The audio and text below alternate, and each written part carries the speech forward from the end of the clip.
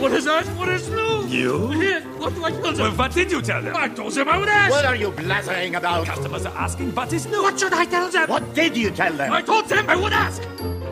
Hello there, our fellow Disney fan. Rob and Carrie Stewart here, coming to you from the Creating Magic Vacation Studio in St. Petersburg, Florida. Welcome to Disney Travel Secrets. This is episode number 238, original air date Labor Day, September 6, 2021. Of course, you may have heard the big announcement last week around annual passes, and this week we will break down what you need to know and some factors to consider if you are wondering, is the annual pass at Disney World worth it? And some things that you may want to think about beyond just the park days, especially if you're trying to run the numbers to see if the price of an annual pass is worth it for you and your family. Plus, we have a fun little side story most people miss while riding Mickey and Minnie's Runaway Railway, Otherwise known as M2R2. Let's get to it. You're listening to Disney Travel Secrets with Rob and Carrie Stewart, travel TV hosts, Disney experts, and authorized Disney vacation planners. Voted the #1 Disney podcast. By their friends and family, of course. Make sure you're subscribed so that each and every Monday you'll have a magical time getting the inside scoop on the latest park and resort news. Learn their inside secrets on how to make the most of your Disney vacation and even how to save hundreds of dollars on your very next trip. Here comes the rope drop. 3, 2, 1. Happy Labor Day if you're catching this on the air date, and if not, we hope you had a fantastic and hopefully a 3-day weekend. Hope it was a nice weekend. The weather down here in Florida has been really nice the past couple days. We're recording this on a Sunday, right after my driver, Max Verstappen, won the Dutch Grand Prix. I've become a recent fan of F1, and Sundays when they have races, that's what I do in the morning. Well done to Max Verstappen, who won the Dutch Grand Prix in front of his home country audience.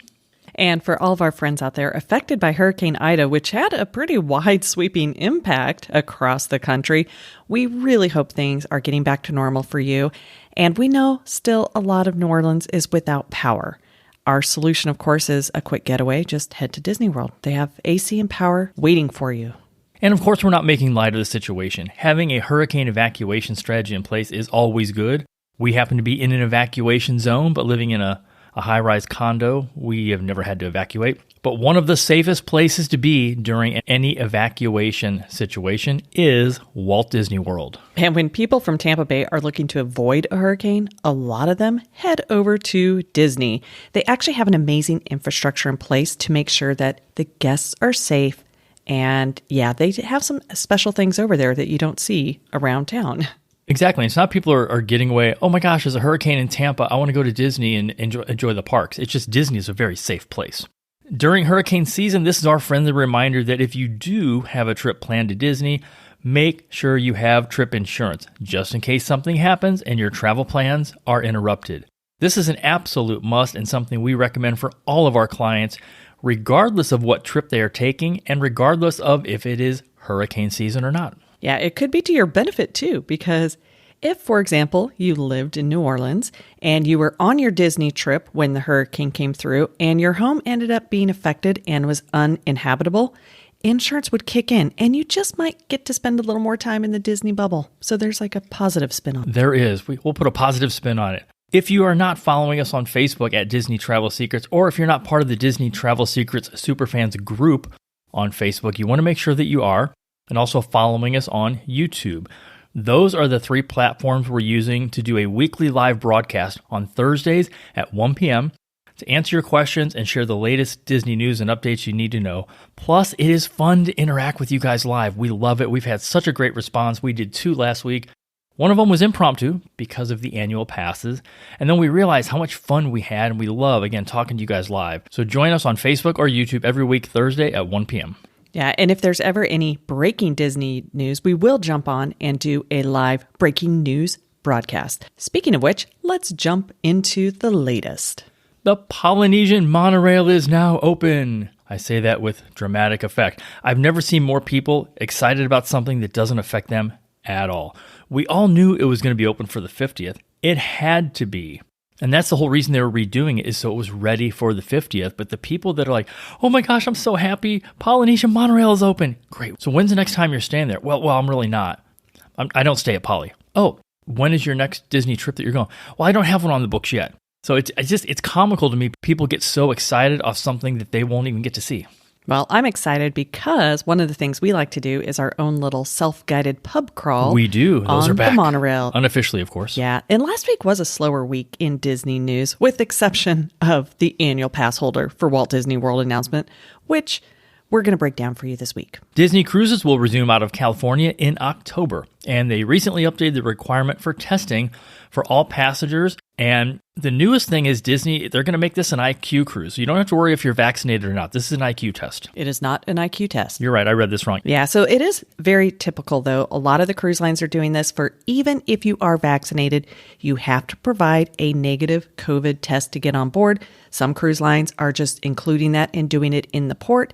Others are requiring you to upload it. So when it comes to Disney cruises, I anticipate that this little procedure is going to continue to evolve. And some cruise lines are including this as an excursion on one of your port stops on the longer cruises. Okay, that's not really, but wouldn't that be funny if they did? Okay, everybody, today we're going into the CVS to get a COVID test. Yeah. So if you do have a cruise on the books, make sure you contact your travel agent to go over everything you need to know so you don't show up at the port and you can't get on the ship. Nothing is worse than showing up for a cruise only to be told that you're not welcome. Disneyland's holiday season has been announced, and the dates have been extended a little bit. It is going to run from November 12th through January 9th. And one thing that we really love about Disneyland is they go over the top on some of their holiday decor. Like It's a Small World has an entire overlay. And so it's kind of a fun way to experience that ride.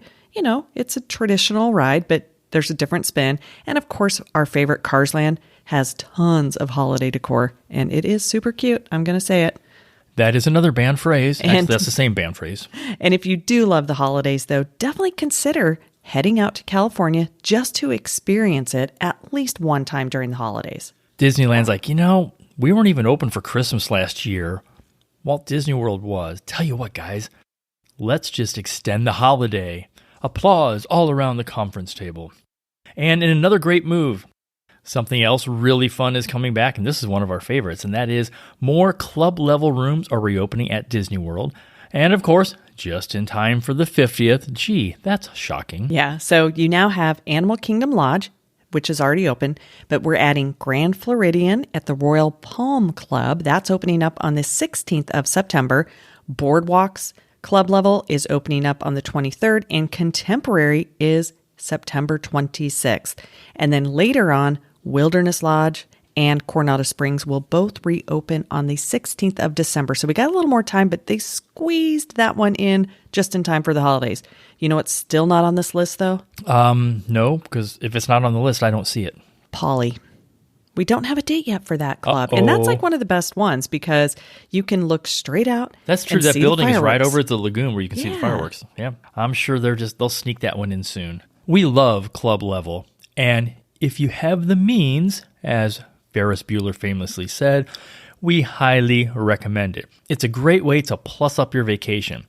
They'll have snacks, breakfast items, appetizers, even some sandwiches. And we had those out at the Grand California, and I love their Club Level.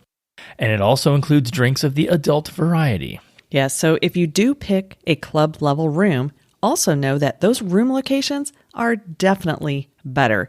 And you will want to make sure that you plan time to enjoy the club. I know that when we stayed at Coronado in the Grand Destino Tower Club Level, we seriously did not want to leave. We just wanted to stay at the club the whole time. I like that. It was fun. So if you guys haven't figured out, we love Club Level. You should try it. You should also try it on a Disney cruise. Speaking of cruises, if you're fully vaccinated, you can now cruise out of Port Canaveral September through November. And Disney does have some sailings up to 30% off. That 30% is for Florida residents.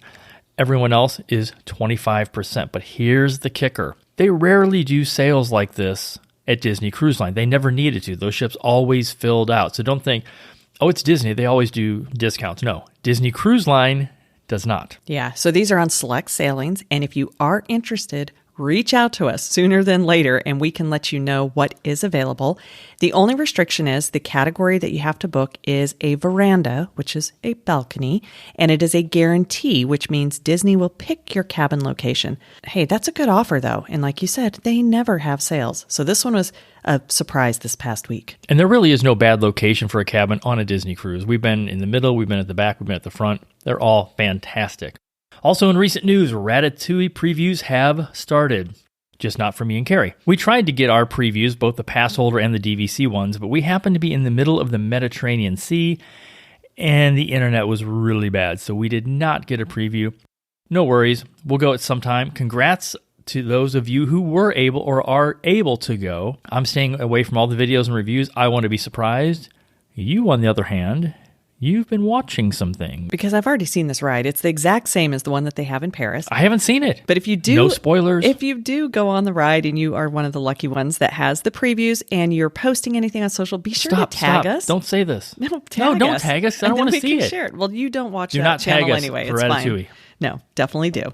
So Disney, as you know, is first and foremost a great storyteller, right? Everywhere around the parks, every ride has a story behind it. And if you're not paying attention to that and you love Disney, start doing it because it's going to enhance your experience. So on our last trip, we enjoyed riding Mickey and Minnie's Runaway Railway. M2R2. Stop using the full name. And now they have the full pre-show, and it adds an element to the story that has been missing coming out of the shutdown. I think it really adds to the overall experience. So we had a chance to ride it in March of last year, the week the parks closed, like literally the last day that they were open. And if you have been on this ride, you may not realize that there is this little extra story that is aside from just Mickey and Minnie. So the odds are most of you have not seen the full, what they call the pre-show or the opening of M2R2, because it was only open for 2 weeks in March before it shut down, and then it just recently reopened. So if you've never been on the ride, the first time you go, just enjoy it, soak it all in. Then try to go on it a second time, but this time focus just on Pluto. He has an entire sub-story going on throughout the ride that we did not even know, and we've been on this ride several times. Yeah, and there's no spoilers here, but it is super fun to change that main focus and just look for him and his little basket the entire time. His little picnic basket. Yes, it's so fun. And give it a try. And I think you'll go like, whoa, I've never, like if you've been on this ride a bunch, or even if you've been on it once or twice, you're going to say, I did not even realize that. It's good. It's really fun. The biggest news, and we all knew this was coming, it's finally been announced. Disney is bringing back annual passes. If your pass expires before November 7th or on November 7th or before. Yeah, on November 7th or before. Yeah. And you have not yet renewed it and you plan to, do it now. You have to do this before September 8th. And hopefully you are listening to this before that date. Because guess what? You are one of the lucky ones and you can renew based on the former annual pass pricing and save yourself a little bit of cash. Rob and I do not fall in this category. Ours expires at the end of November. Yeah, so close. If you're listening to this on the day it drops, you literally have till tomorrow. Yeah, pretty Tuesday much. the 7th, yes. Yeah. For most of us, however, we will be renewing under the new annual pass holder program. Ours does not expire till the end of November, so we can't renew it more than 60 days ahead. So we will be in that group of people that do get the new versions. And people were like going crazy again because, you know, Disney did something like raise the prices. Oh my gosh, I'm shocked. I can't believe Disney would do this. Like every business is doing this. It's not Disney. We all know the story. What do you really need to know? And what are the plans that are available for you? And we're going to keep this really, really simple because we know most of our listeners do not live in the state of Florida. And for those of you that followed our live video earlier this week, or I guess technically last week, you already know this. Yeah. So really quick, if you do live in Florida, you do have options. There are 4 passes for you to choose from, and only Florida residents can do the monthly payments. And let's just say the 4 passes are very similar. They just have some new names, and that's pretty much about the difference. You got to, read some of the fine print, but for the most part, you do have options as a Florida resident. We should do that too, because we have agents where they can achieve different statuses. We were doing the same thing Disney was doing, silver, gold, platinum, We should do that. Come up with some new names for our agents. Yeah, they do have some new names that are kind of fancy. Anyway, if you are a Florida resident, the number one tip is to look at the blackout dates. This is the biggest change. The Silver Pass, which was the previous one, and that has new blackout dates. And there are a lot of them during dates like holidays and weekends. So they increased the blackout dates because they want you to go up to the next level. Yeah, so the Silver Pass was quite popular because it did block out things like summer, where we're in Florida. We know how hot it is. We're not going to go during the summer. But we do. But yeah, no, the blackout dates for that new equivalent of the Silver Pass were pretty intense. And we do have a link in the show description if you want to read up on all of those blackout days, or even better, you can watch the recording of the overview that we did a week ago. It's on YouTube and also Disney Travel Secrets Facebook page. And I'll put a link in the show description as well. That is very kind of you. You're going to plus it up. Always. For you that are Disney Vacation Club members who purchase directly with Disney, you have two options. If you are DVC and in the past you have purchased the Gold Pass, then the equivalent is the new Sorcerer Pass. Gotta say, I like the name. Purchasing direct from Disney means that you have the blue card. Not really good for all that much, except Top of the World Lounge over at Bay Lake Tower. We love that, even though it's not open yet. And the DVC Lounge at Epcot, which if it's at Epcot, put some adult beverages in there. Come on, people. But they also can do previews, pass holder previews. And as an annual pass holder and DVC, you get 2 shots. So there is that. Even though we took both of them when we were on the cruise and we missed renting. Since most of you listening fall into that I live out of state and am not DVC category. Yes, there were air quotes there. That's the pass that we are going to break down for you and help you know why it may or may not be worth getting the annual pass. Now, the new name is the Incredipass, and the price is $12.99 plus tax per person per year, regardless of age. So it's kind of similar to the Platinum Pass from the past, though. They should have just called it the Incredible Pass. We know what they're going for here. I know. Still. It's the Incredipass. I know. I get it. And before you freak out thinking, it's not fair, we only have one choice. Keep in mind, in the past, you only had 2, one with water parks and one without. So there really isn't much change there. The difference is if you were out of state, you really didn't see the other pass options like the ones that we had in Florida. For this, because they're rolling out the whole new system, they just threw it out there for everybody to see. So it's always been like this. Nothing really much changed. And I think because the new Magic Key Pass at Disneyland, which is their new name for the annual pass out there, they did offer multiple options. And so that came out the week prior. And I think a lot of people assumed Disney World would do the same for that Disneyland did.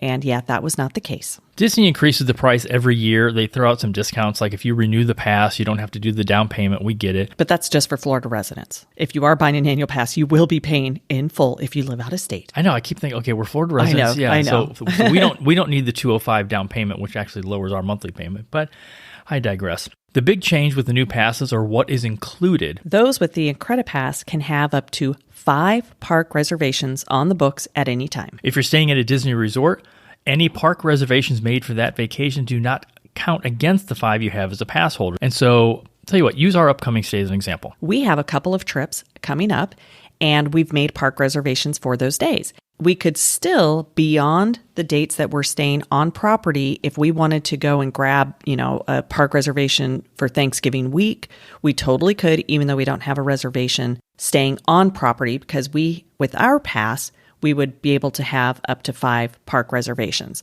And so if you are worried and you're just like, oh, but my vacation's 7 days, I can only get 5 park reservations. No, if you're staying on property, you can do a park reservation for all 7 days because you're on property. It doesn't account against those 5. Those are just if you don't have any resort reservations. That is correct. The difference in the new annual pass moving forward is this pass does not automatically include Memory Maker. That's now an add-on for $99 per year. Now, before you guys go all crazy over this, not everyone in your traveling group has to purchase it. Only one person, and again, it is good for the year. And if you travel as a family, you can add up to 25 people, including you. Yeah, that's a pretty good value. And I will never add that many people. No, never. We love our photo pass, and to us, it is totally worth the $99 per year to have some of those magic shots and really just having somebody else take your photo and have it work out great. we're totally going to be adding this on to ours. Oh, absolutely. I have no doubt. And if you don't like that, that's great. Don't get the add-on. Have a cast member use your phone to take the photos if you want when that comes back. They're not currently doing that now. Maybe in the future they will. Or just grab a random stranger, have them take your picture. Yeah. Just make sure it's not like National Lampoon's European Vacation where the guy stole Chevy Chase's camera and ran off. That would not be a good thing. So you pick the pass that you're going to get. So in most people's case, it is going to be the Incredipass. And then you decide if you're going to add on the Memory Maker. And then the other add-on is for the water parks. Now, this used to be part of the Platinum Plus pass in the past. That was a lot of pass words. 4 P's in a row. And we had this pass one time, and there was a special offer for DVC members to get that level of pass for the price of a gold pass at the time. So we were like, that's a no-brainer. And for the water parks, we probably only used it 2 or 3 times that year. Well, we only used it because we had it. It wasn't like, hey, let's get it so we can use it. It was, we have it, let's use it. And I know a lot of you don't come in the summer and instead the months that are cooler, and you wouldn't go anyway. So not a big deal. They do have the add-on for the water park, but now it also includes sports like mini golf. Also, they have a 9-hole regular golf course, and something we are definitely going to try. We've mentioned this in the past and we haven't done it, and that is foot golf. So yes, we will definitely add the $99 per person for the year, probably just for foot golf, because I really don't play golf anymore. But I will play mini golf. If it's only for foot golf, I think we could probably do that a la carte and it'll be cheaper. Yeah, but then we get the water parks too. But yeah, I mean, that's what I love about this is you can do an a la carte for your family. Let's say some of the people in your family, maybe they don't like going to water parks. So save the money. You don't have to put the $99 upgrade on theirs. And our assistant was actually saying she liked the new options because in the past, what they would do is they would have just one family member get the upgraded pass so they had Memory Maker, and then everyone else would just get the one that was more restricted. She does live in Florida, so she could get the silver pass, but she liked that because now her family can get the ones with limited dates because that's what may work best for her. And one person just upgrades for $99, and it's really not that much at all. If you have a few people in your family who love water parks or golf, then get the upgrade. Again, not everyone has to get it. The golf that is included, as we mentioned, there are 2 mini golf courses, and they are available before 4 p.m., because after 4 p.m., they'll get a lot of the paying guests. And also the 9-hole course, plus access to the Wide World of Sports complex, which, strangely enough, we've never been to. We talked about this on last show. Next time, I don't care. We're going to pop in there just to say hi. Okay. Is that part of our annual pass now? No, it's not. I guess we're not going. So the biggest question we get, though, is should I get an annual pass? And if you're asking yourself this question, it is probably because you're looking at your calendar and you are planning to visit Disney World more than once in the coming year. And yes, for some people, it makes sense, but it might not. The first and most obvious thing to look at is how many park days are you planning on for your trips, and also how many trips you're planning to do. Also, are you going to be going at the most expensive time of your year? Because remember, tickets are date-based pricing. At the most expensive time of the year, a 10-day ticket is about $825. So for only $475 more, you can make it an annual pass. Now, we know most people will plan maybe 2 trips, so let's break down the 2 with a 5-day park hopper. And that price, because if you do 2 separate trips, you're going to buy a 5-day ticket for each, and that's going to be around a little less than $700 during peak, or maybe like $600 during the slower season. So do that twice, and it's definitely worth it if you're going to do at least 2 trips with a 5-day park hopper ticket. What most people don't look at are the other benefits. And the first one that we're going to mention is you get PhotoPass for $99 for the entire year versus $169 per trip. You also get discounts up to 20% on food and merchandise, and that can really add up.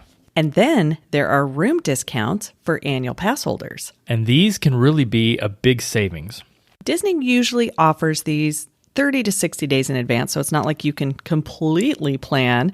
But if you did book at a regular rate, yes, you can have the new rate applied as long as there's availability, because they do limit the number. And you also have to make sure that you modify your rate code before the cancellation period. But these definitely can be a good savings. Pass holders also get invited to special events, and we think more of those are going to come back. I definitely think those will come back in the next 6+ months. So recently, it was the preview for Ratatouille. Sadly, Rob and Carrie did not get it because they were in the middle of the Mediterranean. We've done previews for Smuggler's Run, Oga's Cantina, and Flight of Passage in the past couple years. And we've also done some after-hours events, which is kind of fun. But think about it. There are so many new rides coming out, like Tron and Guardians. I think it's going to be a great time to be a pass holder. Here's one that I think a lot of people don't even think about, and that is the special annual pass holder entrances they have at the parks. And some days it's great because these people know how to get through the scanners fast. They are not the ones holding up the line because they aren't sure what to do. Yeah. Also, you get a cool little magnet.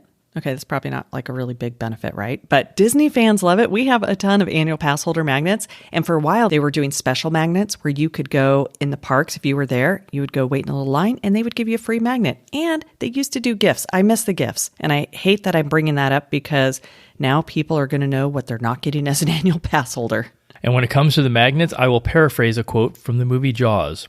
We're going to need a bigger refrigerator. I know, right? We need to organize that a little smarter. But if you are thinking of becoming an annual pass holder and maybe you already have a vacation booked, here's the good news. Maybe that $1,300 payment is like, I can't do that for everybody in my family. You don't have to. There is a way that you can make payments on your annual pass in a little subtle way, not for the whole amount. And so we have a little hack for this. And here's an example of how that will work. First of all, it's really good if you're working with us or one of our Creating Magic Vacations agents. And what we'll do is we'll help you purchase a vacation package, a room and ticket package that you can make payments on. And then once you get to Disney, you can convert the ticket portion of your package into an annual pass. Now, again, it won't cover the full amount, but it could cover a majority of the amount depending on the size of the ticket package that you have as part of your reservation. Yeah, it's a good little hack on how to do that. And so if you're serious about becoming an annual pass holder, just know that you have that opportunity. And here's the best way to do it. Let's say you're planning a summer vacation next year. Automatically add a 10-day ticket, which is the most expensive ticket you can get.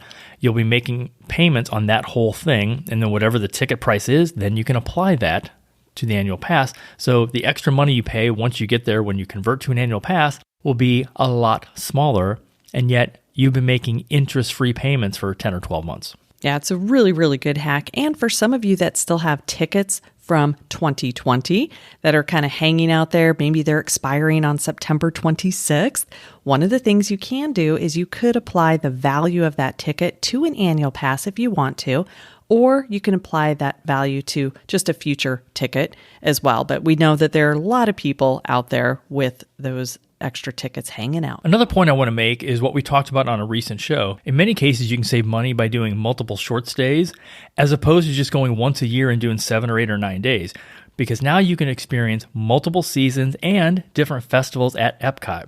And keep in mind, one thing we haven't mentioned that maybe a lot of people don't know, annual pass holders automatically have Park Hopper included. Don't stress about the annual pass if you're trying to figure them out. For you Florida residents, our best advice is to just look at the blockout dates for the passes that you're looking at and then decide based on that. We know that Disney bringing back the annual pass program is a move in the right direction. We love it, and we're really excited to be back for the 50th anniversary on October 1st. And if you do have any questions, please jump on our live stream this week on Facebook on Thursday at 1 p.m. Eastern Time, and we will be happy to answer your questions. Be sure you're subscribed because next week we're sharing your options for Magical Express and why you may want to fly into a different airport other than Orlando's MCO. Plus, 3 different ways that you can book your Disney trip and why one is better than the other. Until next time, have a magical week. We hope to see you real soon.